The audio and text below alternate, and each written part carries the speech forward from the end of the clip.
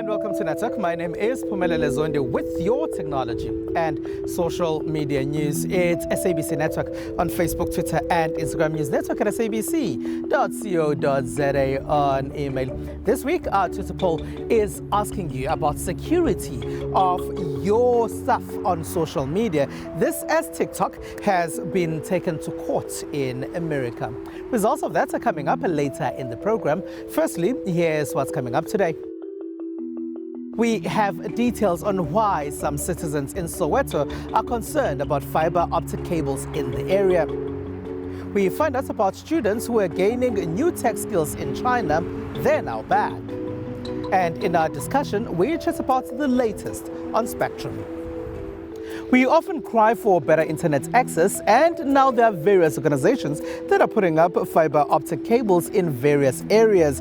But citizens of Soweto are concerned about where these are being put up. A work in progress as this man toils to get fiber internet connectivity ready for Diepkloof residents in Soweto. Only this particular fiber is connected in an unusual way. Some of the residents are questioning the lack of quality workmanship in the area. The poles are making our yards so untidy. Now they literally placed it, and when they placed it sand here, they don't clean. They just leave it that way. DK say it seems untidy because some of the things but di loose. And mara di untidy wa bona gore ba ya tamitse bona mo pela thapo ya mo pela pole ya electricity. So I ke tsebe gore go tletsagala yang a rena le problem mo go tletsagala. Nothing bad so far. It's not right. Just waiting for them to disable it. Ward Councillor Brenda Dame has a different take on the project. She is optimistic that her constituents will now have access to affordable internet through this particular technology. We all know that life has changed today. Our children are doing their studies at home, and most of the people are working from home. Now with this fiber, it's an opportunity for everyone to access because data is very expensive. And we're told because there's this stories that other people want under, and then Vuma is over, hence they're doing the poles. The Vumatel one is less expensive. As you know that unemployment is very high. Our communities cannot afford the expensive one that is going under. So we believe that it will benefit our communities. Vumatel's Vuma Fiber Reach product was launched in 2020 in Soweto. The company says the project was aimed at installing good broadband services to underserviced areas like Soweto. We've been traditionally rolling out fiber networks in the main metros, and we call them the leafy suburbs, where we've started our rollouts. And once we've completed the these rollouts in the metros, our mission is to continue rolling out connectivity within South Africa. And we shifted our focus to underserviced areas, being the likes of the Mitchells Plains in Cape Town, the Sowetos of the world, the Vosloorus in Ekurhuleni, even in Tshwane, we're rolling out into the likes of Eastrust, Soshanguve, etc. Getting the people of Soweto connected is all well and good. However, the main issue is why are these networks installed on poles for all to see and not under trenches like in some of Johannesburg's leafy suburbs? It is allowed to install fiber underground, but also above ground. But all of that permission lies with the council that is in charge of the infrastructure. So there would have needed to be an application to the council to say we want to deploy fiber and what are the rules and regulations or the bylaws for people to install any type of infrastructure. We do extensive community engagement where we explain the benefits obviously of the fiber, number one, and then also the benefits of doing aerial deployments. And what we found in Soweto also specifically, because of aerial networks, the chances of affecting other essential services like sewage, water, power is very low compared to trench networks, which means and we know these services are already under huge strain because they haven't necessarily been maintained effectively in recent years. and that you don't need to put additional pressure on these services. According to the ward councillor, Vuma did follow due procedure in procuring this project. She added that it also falls on the community as beneficiaries of these services to protect the infrastructure against any criminal elements.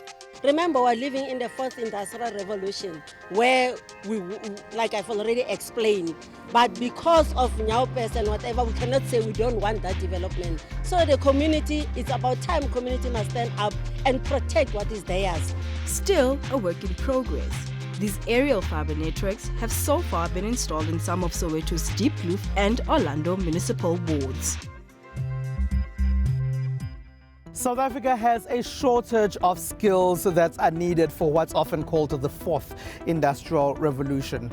In order to help, the South African government has teamed up with Huawei. Unemployment statistics show that close to half of young South Africans are unemployed. In the past, some have questioned the employability of many.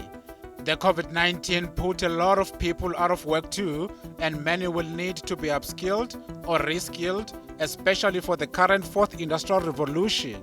The importance of the partnership, especially when you look at the seeds for the future program, is that the Chinese already have the skills, and Huawei is a leading technology partner or company in the world in terms of AI, in terms of Internet of Things, in terms of 5G. So the partnerships allows us to learn quicker, and the fact that they're using students to impart the knowledge or to skill them for those future skills, or what I call skills of today, because the future is here. It shows that their commitment in working with developing countries or working with South Africa to make sure that we are on par. To try and solve the issue of employability, at least for some young people, government and business say they are now increasing their investments in digital skills development to ensure that youth leverage employment opportunities. It's called Seeds of the Future. This project aims to encourage social entrepreneurship. We're aiming to encourage students to look at global challenges like climate change and social development issues, to use technology to address those challenges that we're facing. Through a Huawei government partnership, some students have previously received training in China, and those have since returned to South Africa. Because of the pandemic, this year's cohort won't be going to China, they are going virtual. We're doing a hybrid course, so the students will be based here in Johannesburg. They come from universities in Limpopo, Gauteng and KZN. They'll be based here for 8 days, where they'll study a blended course of online and in-person lectures. 10 ICT students from various universities will receive intensive training online. In terms of AI and cloud computing, so I intend to learn the necessary skills so that we can be able to bridge the gap within villages and other communities, because we realize that there's a lack in technology, and especially in villages, because I'm originally from Limpopo. I've lived in Mpumalanga, so you see the gap in terms of the usage of technology. So I intend on doing that. Apart from the training, the program says it will provide tools and platforms designed to connect job seekers with employers.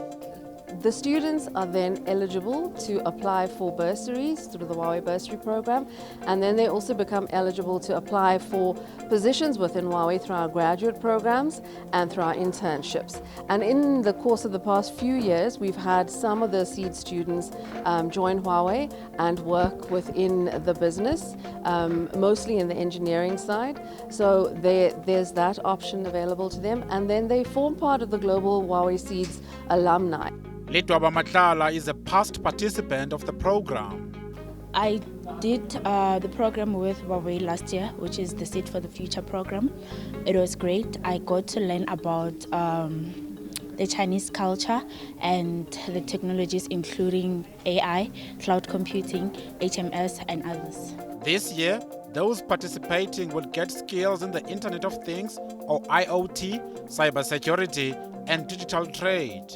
We largely need different things from our mobile devices. Now, fitness trainer Ayanda Mthembu says he mostly needs his for his social media. He has been playing around with a new Oppo device. My name is Ayanda Mtembu. Oppo Reno 5, yes, that's the name of the phone. It's a 5G support system, and what I like about the phone is the battery life, and it would be a camera probably, most definitely. The reason I like the camera is because I use the phone to take pictures, phone calls, and my WhatsApp, Instagram, and all social medias. The content that I use is basically fitness, so I use it to take pictures so that I can motivate and advertise myself as a personal trainer. I would say it was very easy to use because I'm used to using Android, of which is the system that I already use on the Oppo Reno 5. So basically there were no changes. If you come from Huawei and any Samsung or similar phone that uses that same concept, it's most likely that you'll use it perfectly fine. It's a very strange name, I must say. So people take it for granted, like Oppo. I also don't know what it means, but it's kind of funny somehow. And then they get to see the phone and they'll be like, oh wow, this is a pretty cool phone. I must get myself one like this. The external design, I think that would be my personal favorites. I like the shape, the size, the slimness, and especially the background. I mean the rear of the phone. It's SABC Network on Facebook, Twitter, and Instagram. After the break, we chat about Spectrum.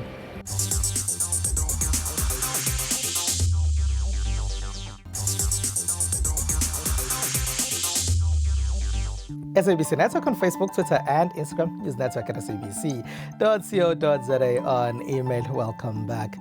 You probably have been wondering why your internet has been as fast as it has been during lockdown, especially when you were working from home and you were watching a lot of video. Well, that's because ICASA did issue out a temporary spectrum, which they are now recalling, but they say they will be issuing out what they are calling provisional spectrum. Furthermore, they've also published information memorandum for IMT spectrum. And to help us understand what spectrum is and what it actually does is Brendan Peterson. He is a technology journalist. Hello, and thank you very much for being a part of our network, Brendan. Maybe we can start by telling us what spectrum actually is and what it does. Well, essentially, spectrum is the radio frequencies that wireless signals travel over. And it is what our smartphones, our connected devices, as well as the apps and services that we use on these devices rely on in order to work. Brendan, in the past, the government issued out temporary spectrum, which they are now recalling. Why did they not just issue it out permanently? Yeah, so the temporary spectrum that was rolled out because of the increased need for broadband because of the COVID-19 pandemic. ICASA is now saying that the authority cannot allow the temporary spectrum assignment to assume a state of permanence. Now, this is clearly saying that, this was obviously not intended to be a permanent solution to the increased need for broadband, but it also, clearly seems to be implying, or at least alluding to the, hopefully soon, the upcoming spectrum auction that needs to be taking place. Do you think recalling it is a good idea then? No, I don't think that recalling the spectrum is a good idea. I understand that obviously there are certain rules and regulations and processes that need to be followed, and there needs to be fairness in terms of who is able to bid and who gets allocated the spectrum. But at the end of the day, you cannot say that the country is reopening. Businesses are reopening. We now have a decreased need for remote working as well as remote education. Therefore, we do not need the spectrum, so let's roll it back. The needs that have been created during the pandemic, and I don't just mean human needs for connectivity and the ability to, be productive and work and earn a living. I also mean the needs of all of these new connected devices that we have. Entire companies and businesses have pivoted towards digitization, towards allowing their people the ability to be able to work remotely. We also have a ton of connected devices, and we see increasing waves of the COVID pandemic, which says that at this stage nothing is guaranteed. So I think that to roll back the spectrum right now is maybe not the best decision, and I think that all the stakeholders and parties involved need to sit down and find a better permanent solution to the situation. This temporary spectrum, at least a part of it, was issued out to some of the small players, so they got a bit of the pie. Was it a good idea to include some of those small players and leaving out the larger players out in the cold? Yeah, the big tech players or the big telcos have had, shall we say, a monopoly in the spectrum game for quite a long time. But I think it is important that we see some of the smaller players, at least get the opportunity to bid for the spectrum.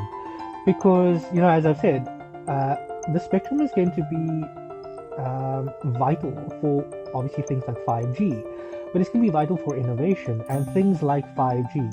Globally it's being spoken about that 5G is going to be one of the keystones and the cornerstones of new industries, new types of work, new economic opportunities, not just for people and communities, but for entire countries. And if we have that just under the control of the big telcos, I think that has the potential to stifle innovation. We don't want to see ourselves in South Africa end up in a similar situation that we're seeing happening in the United States of America as well as Europe, where the big tech companies are being hauled in front of, governmental bodies and courts because, they're being accused of monopolistic tendencies. We don't want to see something similar happen with telcos in this country. So I think it is vital that the smaller players do get an opportunity to, at the very least, bid for the spectrum. All right, Brendan, thank you very much for being a part of our network. Brendan Peterson there is a tech journalist. And with that, let's take a short break.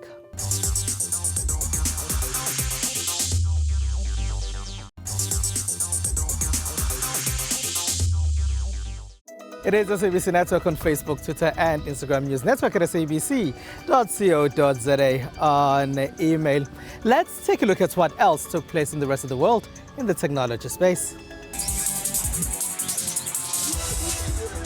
Indian Prime Minister Narendra Modi urged cooperation between the world's democracies to ensure cryptocurrencies like Bitcoin do not end up in the wrong hands. Modi did not elaborate on those fears in his speech delivered virtually to the Sydney Dialogue, a forum focused on emerging, critical and cyber technologies. But authorities in India and elsewhere have flagged the dangers of cryptocurrencies being used by terrorist groups and organized crime. After admiring the opportunities presented by cyber-age technology, Modi sounded a note of caution regarding digital currencies. Take cryptocurrency or Bitcoin, for example.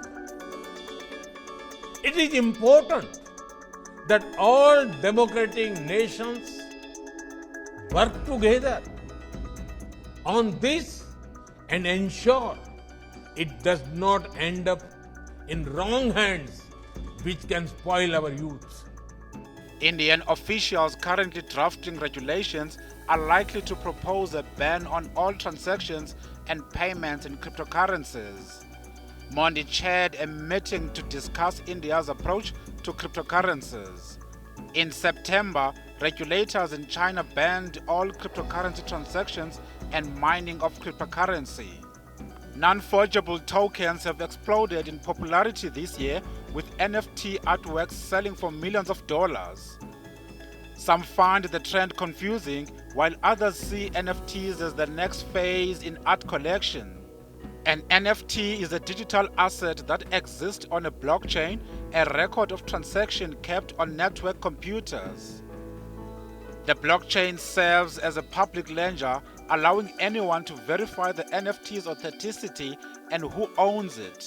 So unlike most digital items which can be endlessly reproduced, each NFT has a unique digital signature, meaning that it is one of a kind.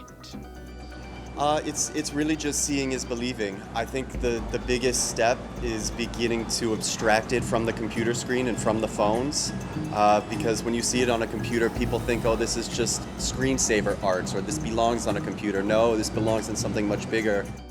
NFTs can also be patched offline in virtual world environments, digital clothing, or exclusive use of a cryptocurrency wallet. NFTs have been traded since around 2017. They surged in popularity in early 2021, then another explosive jump around August. Anybody can create and sell an NFT, and there is no guarantee of its value. TikTok in the United States of America has said that they will be paying about $92 million to some of their users. This is to avoid a class action lawsuit, as it's alleged that they have mined data that belongs to some of their users without the users' consent. Now, this week, Tutsapol is asking you if you care at all about your data and whether it's secure on various social media platforms. Now, 68% of those that responded to our poll say, yes, they really do care. There's 23% of you who say you don't care at all. And a further 9% of you who say you have not really thought about this. And that's it. That's all we have for you. Find us on SABC Network on Facebook, Twitter, and Instagram. It's News Network at sabc.co.za on email. From me, Nasiphumelele Zondi, and the rest of the team. Have a good one. Bye-bye.